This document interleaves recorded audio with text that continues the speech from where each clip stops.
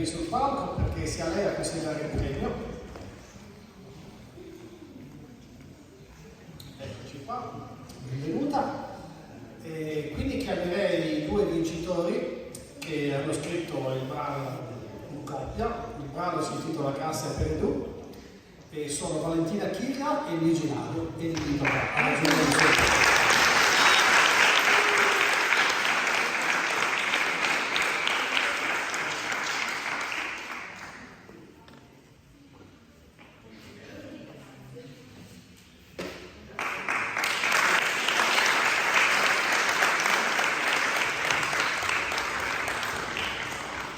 Questo concorso, così come queste attività, sono state possibili grazie alla sensibilità del Comune che ha dato fiducia alla nostra scuola perché realizzasse questa manifestazione che continuerà nel mese di giugno e anche dopo l'estate con le premiazioni e i concerti finali di altre categorie. Per cui davvero un ringraziamento particolare all'assessore e a tutto quello che ha fatto l'amministrazione comunale per noi in questi anni, non ultimo questa bellissima sede.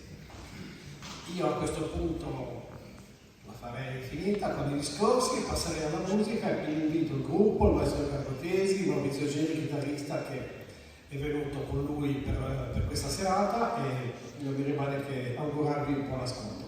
Grazie.